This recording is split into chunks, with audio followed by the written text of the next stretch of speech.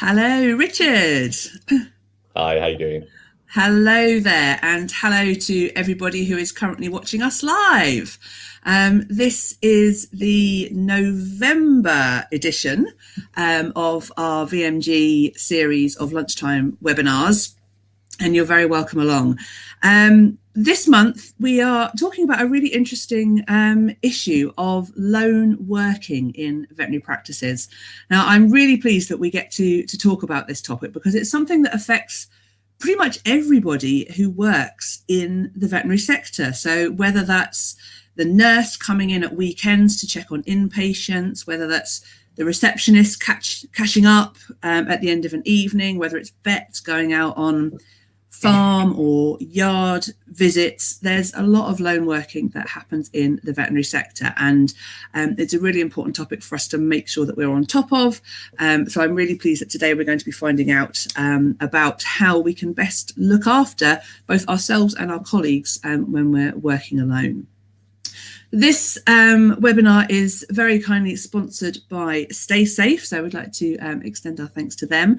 And I'm very, very pleased to introduce, he's on this side on my screen, Richard Bedworth from Stay Safe. Now, Richard is an expert in lone worker safety, so I'm really, really keen to find out what he has to say and what we can learn from him. So, Richard, I will hand over to you. Thanks, Hannah. Don't get called an expert very often, so that was very kind. And also, you've covered off most of the lone working roles that we're going to look at as part of today's session. So, yeah, my job's going to be fairly easy, hopefully. Thank you very much for the invite. I always start with an icebreaker, and I was asking Alexa for jokes regarding vets, and she was not very helpful. I'm not sure whether that's because they were all inappropriate for the age settings of our Alexa, or there just weren't very many funny jokes about vets. But that means we can crack straight on with the serious stuff of lone working in your sector. Okay. Just a quick run through of the agenda and some of the things that we're going to be going through today. Some of the statistics and background around lone working. What is lone working and your duty of care and responsibilities, some of the legislation around the UK, and then looking into more of the flow and hopefully some of the useful bits for the people with us today around lone worker policies, risk assessments, and actually how do we keep each other safe. Hopefully all of this will stimulate lots of great questions at the end, and then we'll take those at the end. So just to provide a little bit of background for today's session, we thought it was really important to have a look at the demographic of people practicing in the veterinary arena. And it showed us that 61% of practicing vets are female, and that's only going to rise as there's 81% of UK vet students are female. And then looking outside of that into the veterinary nurses, as high as 98%.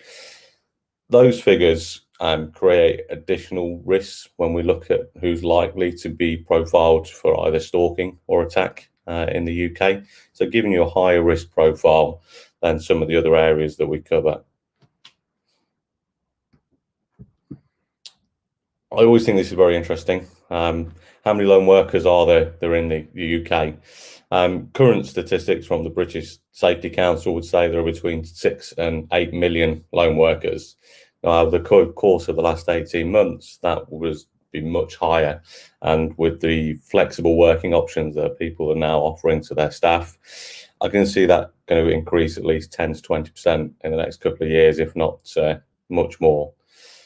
Almost 20% of the UK workforce are classed as lone workers.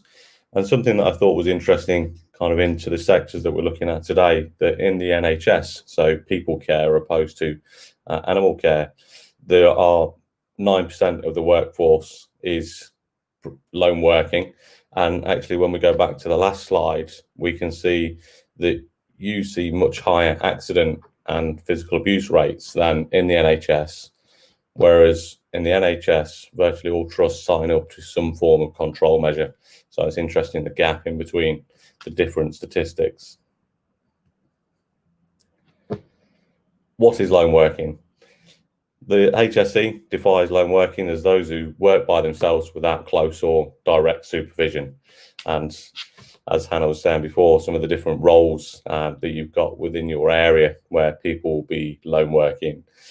I think some of the interesting things for me are the ones that are the unknown lone workers or hidden lone workers, as we've referred to them here. So people who work from home potentially could be classed as lower risk lone workers, but are we aware of their individual situation within the homesteads? And actually, there's still a duty of care to look after people. So the hidden lone workers are always interesting, and actually understanding that we can be working with other individuals, but if they're not working for the same organisation as me, I'm still classed as a lone worker from my individual standpoint.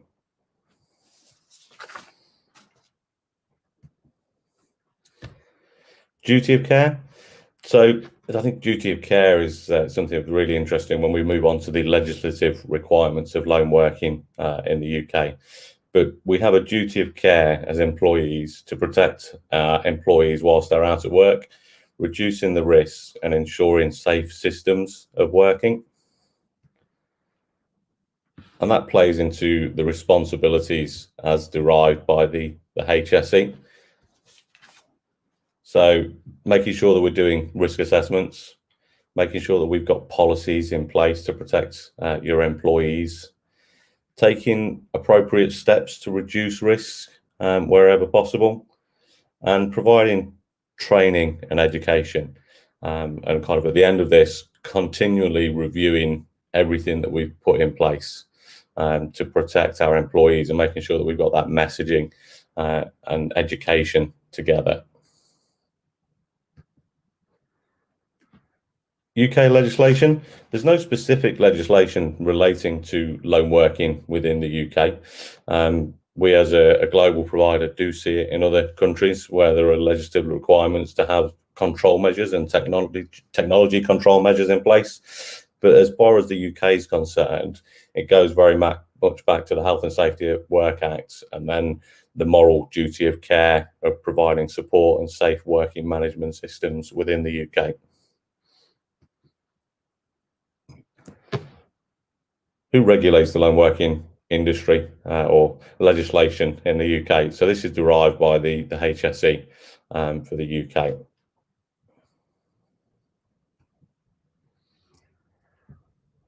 Lone working policies. Each organisation is required to have a lone working policy, ensuring that your people are protected from worker risks and hazards, and that the policy itself should be easily understandable and disseminated across the entire workforce. When we look at lone worker policies, we work with a lot of our clients on delivering a first policy or reviewing and working with them to refine their policy when they're adding stay safe in as a control measure within that policy. And what we normally see are pages and pages of information that's really hard to understand because it's either copy and pasted from somewhere else or it's written at a level that's not easy to be understood by an entire workforce. So one of the things that we always say is keep it simple, keep it succinct, and make sure that it's written in language that everyone across the organisation is going to be able to easily pick up, understand, and ultimately use. The policy itself, there's some sort of key milestones that you would want to cover as part of delivering that policy. So the statement, what is the statement around the definition of lone working? What does it mean to the organisation? Lone worker risk assessment, and we're going to come on to risk assessment shortly. So I'm not going to wax lyrical too much about that at the moment. But then the procedures and measures that you've put in place on the back of delivering that risk assessment and making sure that it's not just been delivered by an individual in the business. Go out to the user group, talk to them about their roles, the risks as they perceive them as part of carrying out that task, and not just how one individual sees them. The purpose of the policy. So what are you looking to deliver? What's going to be delivered to the user, to the employee, as part of looking after them and making sure that they start working safely and end the day back at home safely. Cover off both the employee and the employer responsibilities. So a lot of this is being delivered to keep your people safe, but there are going to be certain responsibilities that they have to own as well. So making sure they're clearly articulated and easily understood as part of the process. And then as you come towards the end of the policy, you're looking at how we're going to report any hazards, near misses, incidents, and actually, if they're reported, what's going to happen on the back of that? Is that a review of the risk assessment, a part of that job role? How do we feed that back into the team? And making sure that people have always got a channel for communication if they need any help or support with anything to do with their lone working policy, what's required of them, or what support's available. Top tips. Hopefully it's come out in the communication so far. Is really just keep it simple. If you can keep it as simple as possible, making sure that it is language that everyone's going to understand, because they don't write policies all the time, and really clear. Clarity is so important with considering the layout of the document as well as the language that's used. Does it need to be 7 pages of text, or actually can we provide some infographic material within there? How do we bring that document to life? And then once we've got a good working document, it shouldn't just be something that's done, delivered, and forgot about for the next 10 years. Make sure that it's reviewed yearly and bring in key people within the business to go through that as well. So you've got a voice around the business and not just individuals. As we move on to risk assessments, HSE, so there are 6 steps to a successful risk assessment.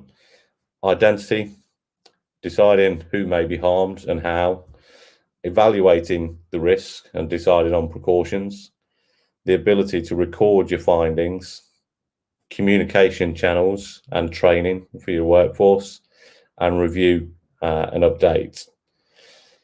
Fairly standard layout as we look at a risk assessment itself. One of the debates I always have with people is whether you should have a lone working risk assessment, or actually whether lone working forms a large part of all the roles you do every day. So it's almost a line item within each of the risk assessments that you carry out, whether that is working on reception or locking up at the end of the day, or actually going into people's homes or onto to farm type premises. So should it be an overarching policy, or should it be a line item within each of those tasks? Because the risk will be faced will be different depending on the type of job or hazard that's potentially faced.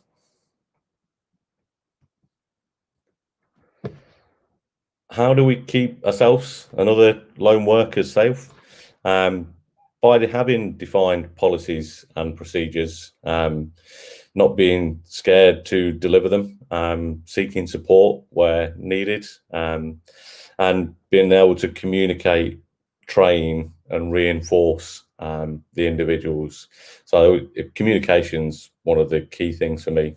We've worked with lots of businesses where they've actually got pretty good documentation, and then we talked to them about how they push that out across the workforce, and it was delivered once upon a time and then never again, and actually they forget about new joiners coming into the business, so they've never really been involved in understanding what their responsibilities are, never mind how to report and refine and receive that training as part of being a responsible employer, and providing the confidence that people can go out and do their job feeling safe and happy. We're not here as a sales pitch today, but more to talk about the lone worker risk assessments, policies, some of the specific questions that we'll move on to after this section. But we do provide one of those control measures. So within the lone working environment, people have typically 3 methods of operating. 1, ignore it entirely and hope for the best. Two, run paper-based whiteboard systems. So if someone is going out, record that. Are they going to tell us they're okay during the day, and let us know they've finished working safely at the end of the day, so we can tick them off. There's a few issues with raising immediate call for helps with the whiteboard system, and also we have the element of human error. Have I remembered to tick everyone back in at the end of the day? We provide a lone working app that enables users to be able to create a lone working period that will run for the entirety of their lone working session.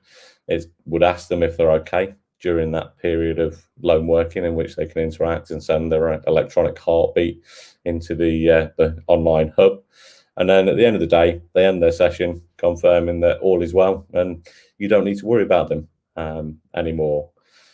What it will do above and beyond the whiteboard systems is it allows them to have a call for help.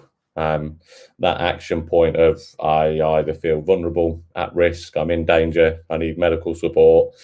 At the push of a button, they can have access to the emergency services. It can be pushed out to their live location, and it opens up a two-way community channel, so we can actually hear what's happening and provide verbal support to the user as they're going through a particular incident. And that's just one of the control measures that's available to the individual users outside of the leave it alone and forget all about it. Whiteboard, people systems, and then stay safe being an electronic control measure at the end of that.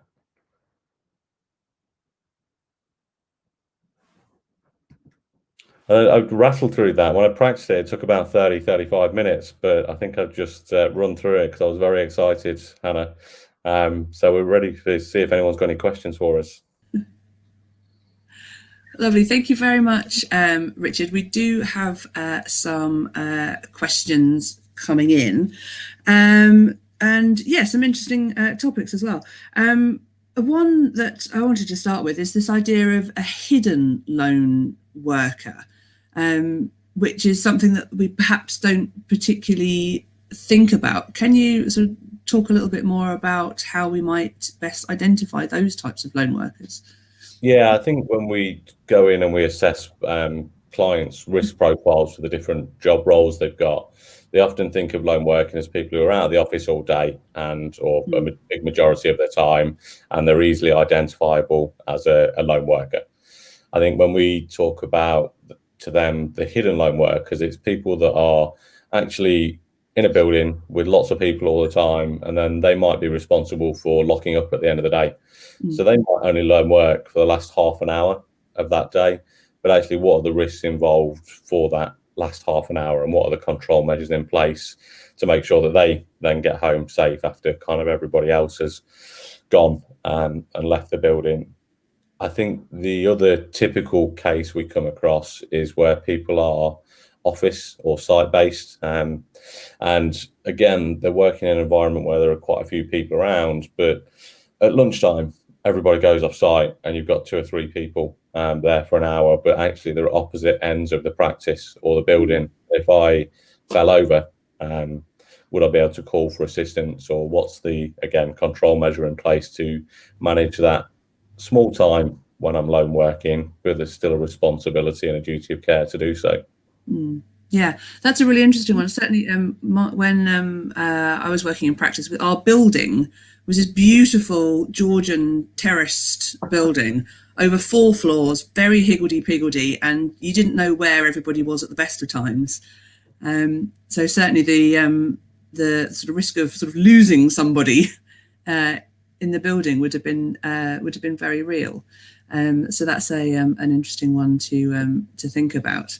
Yeah, we just had a recent experience personally where we've got some small pets, and we had to do an emergency visit to our vets in the next village. Right. And we went out onto site to their premises still, but the out of hours employee met us there, and kind of there were 2 of us, me and my wife, and just the one vet on site providing service at the facility itself. So again, they may have been working in practice for 9 to 5 day job, and then as part of that out of hours role, they were then on site with 2 people they didn't know, alone.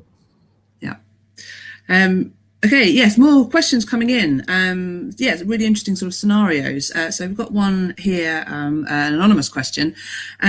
We have a small animal practice. We're in the middle of town and don't have our own car park, which means that staff have to walk quite a way when they leave the building. Are we responsible for the safety of people walking from work back to their car? Yeah, that's one of those horrible grey areas. You are responsible for your employees during the contracted period that they work for you. So kind of if the employment is 9 till 5 and they leave after 5, legislatively, no. But then morally and duty of care, you'd say, should I be responsible to make sure that they're getting back to their vehicle safe? So yeah, legislation and duty of care are somewhat a little bit of a grey area, and that would be one of the great examples that we wish they'd just write the legislation and then you can adhere to it. Yeah, definitely a difference between sort of, well, legally and ethically. What would you feel comfortable with? And I suppose it's playing devil's advocate. If something happened to that person on the way back to their car, would you feel responsible? Yeah, and there have been cases in other countries. We had a specific one in Canada and in Australia, where the law was very much the same as it is today. And actually, they challenged that and then won their cases. We've just not seen one in the UK to say definitively whether it would be prosecutable or not. Okay. Another question about liability. Would someone now working from home be classed as a lone worker? And if so, does the employer still have vicarious liability for that person? Yeah, that's an easier answer. So the HSE have changed their guidelines to now include home workers as lone workers. So it's a definite yes, and you have a responsibility and you are liable for that safe environment of work. I think we found more recently that they're the harder group to quantify, because I might look at an organisation and say, your lone workers are fairly low risk, your home workers are low risk because they're not interacting with people. The likelihood that there's going to be any threat or violence is next to none. But then we don't know what their partner or living situation is. So if their partner became abusive and injured them during the course of them when they're working for you, you're responsible and liable for that action as well. So that's the harder thing to quantify with home workers. Yeah, definitely. And like you say, a sort of balance to be made there between ensuring people are safe. There's issues around sort of privacy and that kind of thing going on there. Some stuff that's interesting, some interesting conversations that would need to be had perhaps with your home workers. I think what we found during the pandemic is where people had very few home working policies. There are now more and more being delivered. Yeah. So not just a do you have Wi-Fi? Do we need to make a contribution towards that? It's kind of, have you got the right work setup? Have you got a desk? Have you got a chair that's going to keep you fit and healthy? And then actually into the back of that, anybody else around during the day. So being very careful around what questions are being asked and not to encroach in people's privacy, but ensuring that the organisation has got a view on, should we provide something to an individual, or are we happy that they're a low risk lone worker and we don't need to do anything for them? It's a tricky one. Yes, but an important conversation to have. Carrying on with the theme about sort of having sort of protocols and procedures in place, Jackie says, do you have any tips of how best to share documents and procedures? We have so many that it would take a massive amount of time for staff to read all the H&S documentation that we generate. I'm sure people will resonate with that particular comment. Any top tips for that one, Richard? I guess making it easily accessible depends on the organisation and the demographic of your people you've got around you. What we find now is people have either got purpose-built intranets that they can have lots of information and people can go in and do and see. But now just with Google Documents, you can go and get a free account, give everyone access to it, and you've got all your policies and training manuals kind of in one place, stored in the cloud, and easily accessible. if they're in a drawer, no one's going to look at them. So you've got to make it tactile, and probably a tech solution is going to feed into that. Okay, thank you very much.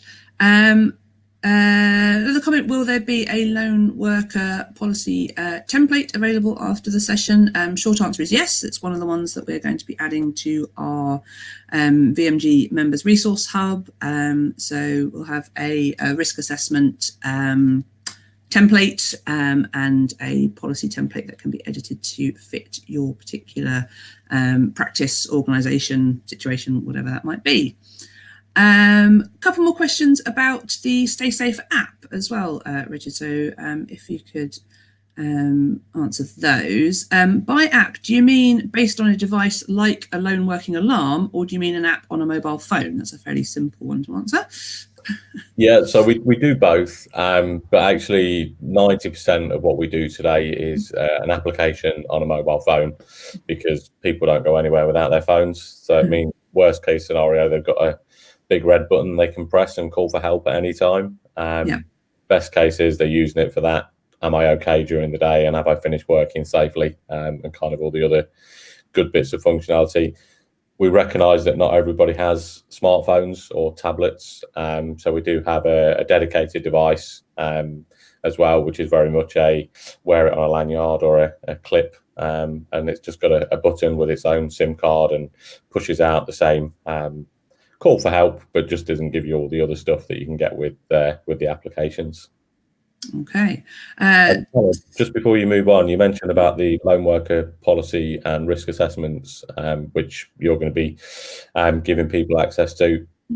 There are no wrong answers when you're doing this, and if you're doing it for the first time with lone working and you want some support, reach out to myself or Tracy at Stay Safe, and we can talk to you, take any questions that you don't want to put through today, and just support the process of getting you more up and running.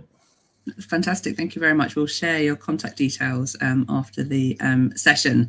A couple more questions about sort of Stay Safe's service in particular. Our practice is in the Highlands of Scotland, and mobile signal is very, very patchy, to say the least. Would your app work for us, or do you have other options? I love that person, first of all. It's one of the things that is a unique selling point, a USP for Stay Safe, that we don't need data connection to work on the app. So it means traditionally all the apps will acquire data and send it over a data signal, 3G up. When ours recognises it's in low signal or intermittent signal, it'll switch to sending the information over a text message. So kind of user experience remains the same. What you see at the back end remains the same, but it just means that UK wide we cover 16% extra landmass opposed to other technology solutions available in the marketplace today. We do also have a satellite solution. So we're born out of the UK, but we've got a big customer base in Australia, New Zealand, Canada as well. And there are just wide territories where there are no signal whatsoever. So we've got a satellite device that will work on a satellite network and not the traditional GPS network as well. Okay, so options depending on your particular geographical location, remoteness. Anybody working for the Highlands and Islands Vet Service, I imagine they're quite used to having to find solutions that may be a bit specialised just because of their specific geography and ways of working as well. Yeah, not that it's tied into the vets, but that functionality was born out of our partnership with Ericsson. So their guys were going onto site and turning off a phone mast and just getting really poor signal from the next one. So they needed a solution that tied in with that really low or intermittent signal solution. Sure. Yes, please do keep your questions coming in on whichever platform you're watching on. A simple question someone has just asked, can you talk me through the app a bit more? So what are the sort of steps that you go through? What are the options for setup and how it's actually used in practice? Yeah, so the application itself is built to be as simplistic and user-friendly as possible, so we can push it into all different abilities of using technology. Typically, a user will this button here would say start session, and we'd have a start session, click the button, tell my system that I'm loan working for 3 hours, and then I'd be up and running, and I'm in a mapping environment, and we can see where I am. And it was then going to ask me to tell it that I'm okay during the working day. And those rules are delivered by the users. So as an owner of your employees, you'll say, I want to know every hour or 2 hours that they're okay.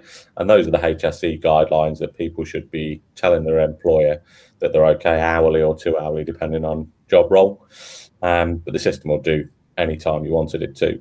So once an hour, it asks me if I'm okay. I provide my check-in details, and it sends electronic heartbeat into the Stay Safe infrastructure that says, Richard's okay, ignore him for another hour. And then if I do that through the day, at the end of my lone working period, I just end my session and I disappear. I'm self-certifying that I've finished working safely and I'm okay, and you don't need to worry about me. If at the end of the day, someone knocked me over the head and I was due to just finish working, you'd get an alarm to say session expired, come and check on Richard. And that can come into an alarm receiving centre where we would manage the alarms and manage the escalation of the users, or it can come into yourselves as employers via text messages, phone call, emails to say, come and check on Richard, at which point you'd log into the system to be able to go and provide support to the end user. And the other sort of key functionality is the panic button, which you can do in the app, or you can use the phone's power buttons or assistive touch. So there's a little floaty button on Apple here that enables you to panic without touching the app whatsoever. And then you're looking at full protection and non-movement alarms as well. So if someone has slipped over and is incapacitated, we can get an alarm through, or if they've been inactive for a period of time, we can get another alarm through. Okay, that was one of the other questions. What happens if someone doesn't respond to a request to check in? Yeah, so that would go through again to our mapping environment, which then says the employer is looking after it or the alarm receiving centre is looking after it. In whichever instance, we'd go into the individual alarm profile, we'll be able to see who it is, where they are, any notes that they've put into the system. And then the first port of call is ring the user. Are they okay? Are they able to answer? Not able to answer, I'm going to go and check on their calendar. Are they where we thought they were going to be at that part of the day? Yeah, okay, they are. We've got another means of trying to get hold of them at the individual site. Try that. Are we able to do it or not? And then it's at that point you kind of, are we pushing somebody out to go and check on them? You can't task the emergency services without having a confirmed alarm. So a missed check-in you have to manage via procedure. The panic alarm with two-way audio, being able to hear if someone's being verbally attacked or threatened, you can actually get emergency service response because it's a confirmed alarm. Yeah. Okay, that makes sense. Okay, I think unless we've got any more questions, I think that's probably covered most of the questions that we've got coming in from live viewers. One more, Richard, if we want to talk to you more about Stay Safe and the app, how do we get in touch with you? Yeah, well, we've got a lovely website. Let me just get rid of this, sorry. My laptop wants to kill itself. There we go. So you can visit the Stay Safe website, www.staysafeapp.com, and we're able to provide free demonstrations, free trials, or if people just want to talk to us about the policy docs, there's some supported guidance documents on there as well.